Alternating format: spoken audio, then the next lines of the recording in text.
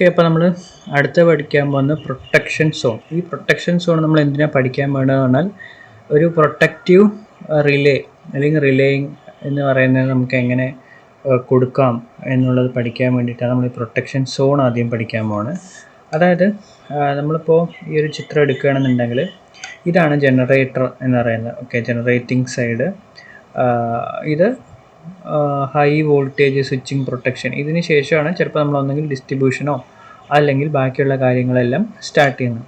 അപ്പോൾ ഞാൻ ഇവിടെ ലെഫ്റ്റ് എന്ന് മാർക്ക് ചെയ്യുന്നുണ്ട്, ഇതിന് ഞാൻ റൈറ്റ് എന്ന് മാർക്ക് ചെയ്യുന്നുണ്ട്. ഓക്കെ, അപ്പോൾ നമുക്ക് ജനറേറ്റ് ചെയ്ത വോൾട്ടേജ് പല പല സ്റ്റേജസിൽ കടന്നിട്ടാണ് നമ്മുടെ വീട്ടിലേക്ക് വരുന്നത് എന്നുള്ള കാര്യം തന്നെ നമ്മൾ പവർ സിസ്റ്റത്തിൻ്റെ ഈ മൊഡ്യൂൾ തുടങ്ങുമ്പോൾ തന്നെ നമ്മൾ ആദ്യം പറഞ്ഞു.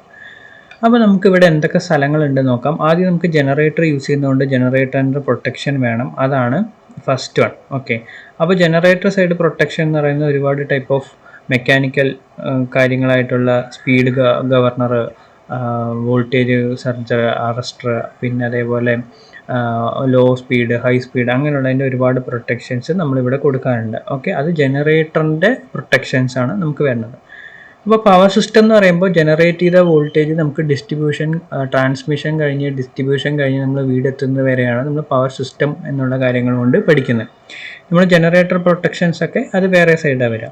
അപ്പോൾ നമ്മൾക്ക് പ്രൊട്ടക്ഷൻ, പവർ സിസ്റ്റത്തിലെ പ്രൊട്ടക്ഷൻ സ്റ്റാർട്ട് ചെയ്യുന്നത് ലോ വോൾട്ടേജ് സ്വിച്ച് ഗിയർ.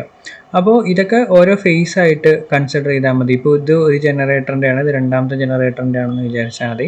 അപ്പോൾ ലോ വോൾട്ടേജ് സ്വിച്ചിങ് പ്രൊട്ടക്ഷൻ എന്ന് പറഞ്ഞാൽ നമുക്കറിയാം, ജനറേറ്റ് ചെയ്യുന്ന വോൾട്ടേജ് എന്ന് പറയുന്നത് 11 kVയോ അല്ലെങ്കിൽ 6.6 kVയിലൊക്കെ ആയിരിക്കും ജനറേഷൻ സ്റ്റാർട്ട് ചെയ്യുക. അപ്പോൾ ആ ജനറേഷൻ തുടങ്ങുന്ന സ്ഥലത്തുള്ള സ്വിച്ച് ഗിയർ എന്ന് പറഞ്ഞാൽ സർക്യൂട്ട് ബ്രേക്കേഴ്സുകളാവാം, അല്ലെങ്കിൽ ഐസൊലേറ്റേഴ്സ് ആവാം, റിലേസ് ആവാം, അങ്ങനെയുള്ള എന്ത് വേണമെങ്കിലും ആവാം. അതിനാണ് ഇവിടെ low voltage switch gear protection എന്ന് പറയുന്നത്.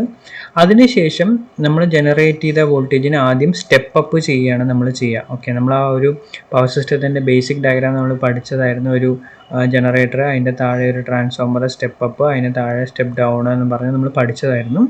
സോ ഇവിടെ ഒരു പവർ ട്രാൻസ്ഫോമറിൻ്റെ പ്രൊട്ടക്ഷൻ, ഓക്കെ, അതൊരു ഭാഗമായിട്ട് ഇവിടെ കൊടുത്തിട്ടുണ്ട്. അത് നമുക്കിവിടെ നോക്കാം. ജനറേറ്ററിൻ്റെ പ്രൊട്ടക്ഷൻ ഇവിടെ, ജനറേറ്ററിൻ്റെ ഔട്ട് കിട്ടുന്ന പ്രൊട്ടക്ഷൻ നമ്മൾ 1 എന്നും, പവർ ട്രാൻസ്ഫോമറിൻ്റെ ഇന്നും ഔട്ടും, ഇവിടെ 3 എന്ന് പറഞ്ഞാൽ പവർ ട്രാൻസ്ഫോമറിൻ്റെ ഇന്നും, 5 എന്ന് പറയുന്നത് പവർ ട്രാൻസ്ഫോമറിൻ്റെ ഔട്ടുമാണ്. സോ അത് പ്രൊട്ടക്റ്റ് ചെയ്യാനുള്ള സാധനങ്ങൾ ഇവിടെ ഉണ്ട്. അതിനുശേഷം വരുന്നത് പിന്നെ ട്രാൻസ്മിഷൻ ലൈൻ പ്രൊട്ടക്ഷനാണ്. Okay, transmission line. അപ്പോൾ നന്നായിട്ട് ആലോചിച്ച് നോക്കുക, പവർ ട്രാൻസ്ഫോമർ എന്ന് പറയുന്നത് ഇവിടെ ചെയ്യുന്ന സ്റ്റെപ്പ് അപ്പ് ആണ്. ഓക്കെ, ഇവിടെ കുറേ ലൈനുകളായതുകൊണ്ട് ഞാൻ ഇവിടെ എഴുതിയത് മായ്ക്കാൻ പോകുന്നുണ്ട്. അപ്പോൾ ഇവിടെ ട്രാൻസ്ഫോമറിൻ്റെ ഇവിടെ എന്ന് പറയുന്നത് സ്റ്റെപ്പ് അപ്പാണ് ചെയ്യണമെന്ന് ഞാൻ പറഞ്ഞു, സ്റ്റെപ്പ് അപ്പ് പ്രോസസ്സാണ് നടക്കണമെന്ന് പറഞ്ഞു.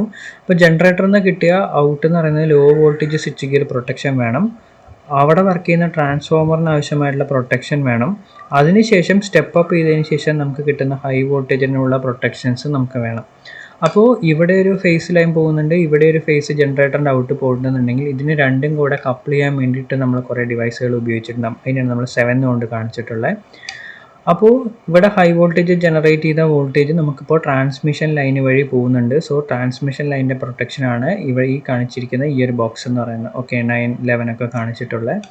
ആ ബോക്സിന് ശേഷമുള്ളതാണ് high voltage switch gear protection. അതായത് നമുക്ക് ട്രാൻസ്മിഷൻ ലൈനിലൂടെ വന്ന് വോൾട്ടേജ് എത്തിയതിന് ശേഷം അതിനെ നമുക്ക് എങ്ങനെ പ്രൊട്ടക്റ്റ് ചെയ്ത് കൊണ്ടുപോകാം, അല്ലെങ്കിൽ അവിടെ പ്രൊട്ടക്റ്റ് ചെയ്ത് കൊണ്ടുപോകുക എന്ന് പറയുന്നതുകൊണ്ട് നമുക്ക് വോൾട്ടേജ് ഹൈ വന്നു കഴിഞ്ഞാൽ ബ്രേക്ക് ആവുക, അങ്ങനെയുള്ള സംഭവങ്ങളൊന്നും വരാത്ത രീതിയിൽ നമുക്ക് എങ്ങനെ കൊണ്ടുപോകാം എന്നുള്ളതാണ് ഈ high voltage switch gear protection കൊണ്ട് ഉദ്ദേശിക്കുന്നത്.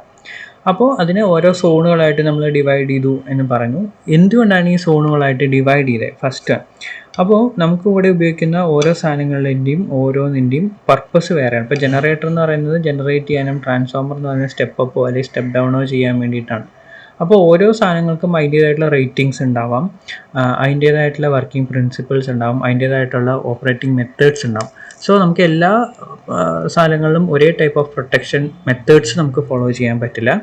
അപ്പോൾ നമ്മൾ അതിനെ എന്ത് ചെയ്തു, നമ്മളൊരു സെവറൽ പ്രൊട്ടക്ഷൻ സോണുകളായിട്ട് ഡിവൈഡ് ചെയ്തു. അതാണ് ഇപ്പോൾ നമ്മൾ കണ്ടത്.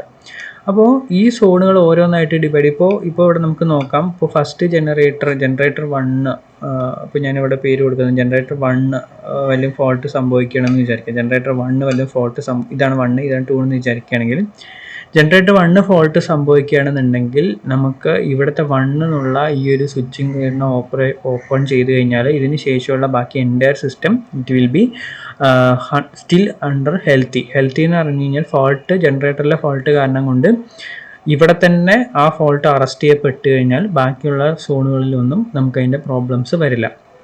ഇപ്പോൾ 5th സോണിലാണ് പ്രശ്നം നടക്കണമെന്നുണ്ടെങ്കിൽ ഈ 5th സോൺ ഐസൊലേറ്റ് ചെയ്ത് കഴിഞ്ഞാൽ ഇതിന് ശേഷമുള്ളതും അതിന് മുമ്പിലുള്ള സാധനങ്ങളും വീണ്ടും ഹെൽത്തി ആയിട്ട് തന്നെ ഉണ്ടാവും.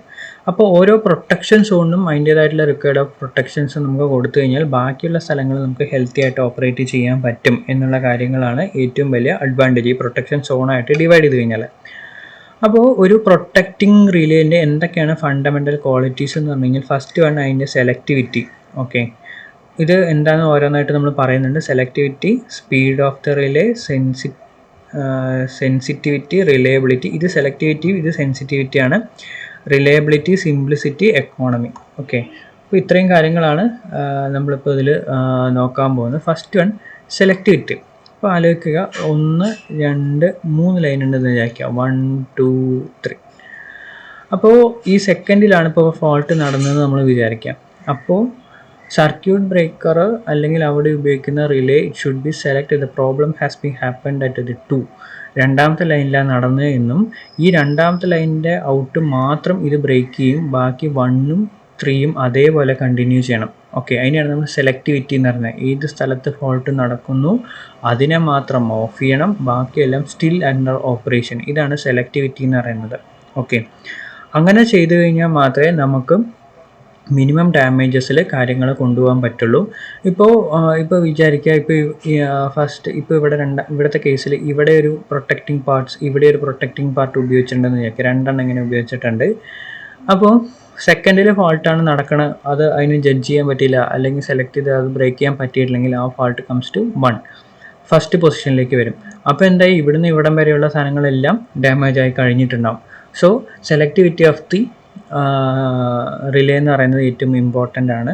രണ്ടാമത്തെ സ്പീഡ്. ഇപ്പോൾ ഒരു ഫോൾട്ട് നടന്നു, ആ ഫോൾട്ട് നടന്ന് അവിടെയുള്ള സാധനങ്ങളെല്ലാം ഡാമേജ് ആയതിനു ശേഷം ആ സർക്യൂട്ട് ട്രിപ്പ് ആയതിനു ശേഷം ഒരു കാര്യമില്ല. സോ നമുക്ക് വേണ്ടത് എപ്പോഴാണോ സംഭവിക്കേണ്ടത് അതിൻ്റെ മിനിമം സ്പീഡ് ഓഫ് ഗ്യാപ്പിൽ അത് ടേൺ ഓഫ് ചെയ്യണം. ഓക്കെ, അപ്പോൾ നമുക്ക് സ്പീഡ് ഇമ്പോർട്ടൻ്റ് ആണ്. പിന്നെ electrical parts must damage if they made the current flow for long ടൈമിൽ അതിലൂടെ കറണ്ട് പോയി കഴിഞ്ഞാൽ എന്ത് സംഭവിക്കും, ഓട്ടോമാറ്റിക്കായിട്ട് ഫോൾട്ട് സംഭവിക്കും. സോ നമുക്കത് അവോയ്ഡ് ചെയ്തേ പറ്റുള്ളൂ. പിന്നെ ഹൈ സ്പീഡ് നമുക്കത് ഓപ്പറേറ്റ് ചെയ്ത് കഴിഞ്ഞാൽ possibility of fault to severity കൂടുന്നത് നമുക്ക് കുറയ്ക്കാൻ പറ്റും. പിന്നെ if the faulty section is not disconnected quickly, the low voltage created in the fault may shut down the consumer's motor and generators. അപ്പോൾ fault നടന്നു, ഇപ്പോൾ ഇവിടെയാണ് ഫോൾട്ട് നടന്നതെന്ന് വിചാരിക്കുക, ഇതിന് ശേഷമാണ് നമ്മൾ കൺസ്യൂമർ ആയിട്ടുള്ളത് നമ്മളൊക്കെ ഇരിക്കണമെന്ന് വിചാരിക്കാം. അപ്പോൾ ഈ ഫോൾട്ട് നമ്മൾ സ്പീഡായിട്ട് ഇതിനെ അറസ്റ്റ് ചെയ്തിട്ടില്ലെങ്കിൽ അത് നമ്മുടെ കൺസ്യൂമർ സൈഡിലുള്ള സാധനങ്ങളെല്ലാം ഡാമേജ് ചെയ്യാനുള്ള അവസ്ഥയുണ്ടാകും. സോ സ്പീഡ് ഓഫ് ഓപ്പറേഷൻ എന്ന് പറയുന്നത് ഏറ്റവും ഇമ്പോർട്ടൻ്റ് ആണ്. പിന്നെ സെൻസിറ്റിവിറ്റി. ഓക്കെ, ഇപ്പോൾ നമ്മുടെ വീട്ടിൽ ഉപയോഗിക്കുന്നത് 30 മില്ലി ആംസ് അല്ലെങ്കിൽ 40 മില്ലി ആംസിൻ്റെ ഒക്കെ ഓരോ സാധനങ്ങളുണ്ടെന്ന് വിചാരിക്കാം. അപ്പോൾ 30 മില്ലി ആംസ് എന്ന് പറഞ്ഞാൽ ഈ 30 മില്ലി ആംസ് എന്നുള്ള പ്രീസെറ്റ് വാല്യൂവിനേക്കാൾ വാല്യൂ കൂടുതൽ പോവുകയാണെങ്കിൽ ഉടനെ തന്നെ അത് ബ്രേക്ക് ആവും. ഓക്കെ, ഇല്ല അത് 40 മില്ലി ആംസിൻ്റെ സാധനമാണെങ്കിൽ 40 മില്ലി ആംസിൻ്റെ വാല്യൂ എബോവ് പോവുകയാണെങ്കിൽ ബ്രേക്ക് ആവും. ഓക്കെ, അപ്പോൾ ഇപ്പോൾ 30 മില്ലി ആംസ് എന്നുള്ള സാധനം നമ്മൾ ഫിറ്റ് ചെയ്തു, അതിലൂടെ ഒരു 45 മില്ലി ആംസ് കടന്നു പോയിട്ടും അത് അറിഞ്ഞില്ല, അത് ട്രിപ്പ് ചെയ്തില്ല എന്ന് പറഞ്ഞു കഴിഞ്ഞാൽ ആ സാധനത്തിൻ്റെ സെൻസിറ്റിവിറ്റി ഇഷ്യൂ ആണെന്ന് നമുക്ക് മനസ്സിലാക്കാൻ പറ്റും. സോ ആ സാധനം നമ്മൾ ഉപയോഗിക്കുന്ന സാധനത്തിൻ്റെ റിലേന് അതിൻ്റെ ഫോൾട്ട് സെൻസ് ചെയ്യാൻ പറ്റുന്ന പ്രോപ്പർട്ടിയും നന്നായിരിക്കണം. അതാണ് ഇവിടെ പറഞ്ഞിട്ടുണ്ട്, thus 1 VA relay is more sensible than 3 VA എന്ന് പറയാം. അപ്പോൾ നമ്മൾ ഉപയോഗിക്കുന്ന സാധനത്തിന് ഏതാണോ നമ്മൾ സാധനം ഉപയോഗിക്കുന്നത് അതിൻ്റെ സെൻസിറ്റിവിറ്റി കൂടുതലായിരിക്കണം. പിന്നെ റിലയബിലിറ്റി. ഫോൾട്ട് നടന്നു, നമുക്കത് ഓഫ് ആവും എന്ന് നമ്മുടെ മനസ്സിൽ ഒരു ധാരണ വേണം, അല്ലെങ്കിൽ ആ സാധനം ഓഫ് ആവും എന്ന് നമ്മൾ മനസ്സിലാക്കണം. അല്ലാതെ ഫോൾട്ട് നടന്നു അത് ഓഫ് ആവില്ലയോ എന്നുള്ള കാര്യത്തിൽ വലിയൊരു പ്രശ്നമാണ്. So reliability of the relay എന്ന് പറയുന്നത് ഏറ്റവും ഇമ്പോർട്ടൻ്റ് ആയിട്ടുള്ളൊരു കാര്യമാണ്. പിന്നെ സിംപ്ലിസിറ്റി. എന്ന് പറയുന്നത് നമുക്കത് സാധനങ്ങൾ ഓപ്പറേറ്റ് ചെയ്യാനും മെയിൻറ്റെയിൻ ചെയ്യാനും അങ്ങനെയുള്ള കാര്യങ്ങൾക്കൊക്കെ വളരെ സിമ്പിളായിരിക്കണം. അതായത് റിലയബിലിറ്റിയെ പോലെ തന്നെ ഒരുപാട് കോംപ്ലക്സിറ്റികളൊന്നും വരാതെ പ്രൊട്ടക്ഷൻ സ്കീം പെട്ടെന്ന് അത് ആക്ടിവേറ്റ് ചെയ്യുന്ന രീതിയിലുള്ളതാണ് സിംപ്ലിസിറ്റി എന്ന് പറയുന്നത്. പിന്നെ എക്കോണമി എന്ന് പറഞ്ഞു കഴിഞ്ഞാൽ പിന്നെ എല്ലാവർക്കും അറിയാമല്ലോ അല്ലേ. എക്കോണമി എന്ന് പറഞ്ഞു കഴിഞ്ഞാൽ നമ്മൾ ഉപയോഗിക്കുന്ന സാധനത്തിൻ്റെ കോസ്റ്റാണ്. അതായത് നമ്മൾ ഉപയോഗിക്കുന്ന ട്രാൻസ്മിഷൻ്റെ അതിൻ്റെ കോസ്റ്റ് എന്ന് പ്രൊട്ടക്ഷൻ സിസ്റ്റത്തിൻ്റെ കോസ്റ്റ് എന്ന് പറഞ്ഞു കഴിഞ്ഞാൽ ആ സാധനങ്ങളുടെ 5% കൂടുതലാകാൻ പാടില്ല എന്ന് നമ്മൾ പ്രത്യേകം പറഞ്ഞിട്ടുണ്ട്. As per the rule the protective system should not cost more than 5% of the total cost. പക്ഷേ നമ്മൾ ഉപയോഗിക്കുന്ന എല്ലാ സാധനങ്ങളിലും നമ്മൾ എന്ത് ഉപയോഗിക്കണം, നമുക്ക് ആവശ്യമായിട്ടുള്ള റിലേസ് നമ്മൾ ഉപയോഗിക്കണം. അപ്പോൾ ഇത്രയാണ് പ്രൊട്ടക്ഷൻ സോൺസ് ആൻഡ് റിലേ എന്നുള്ള കാര്യത്തിൽ നമുക്ക് പഠിക്കാനുള്ളത്.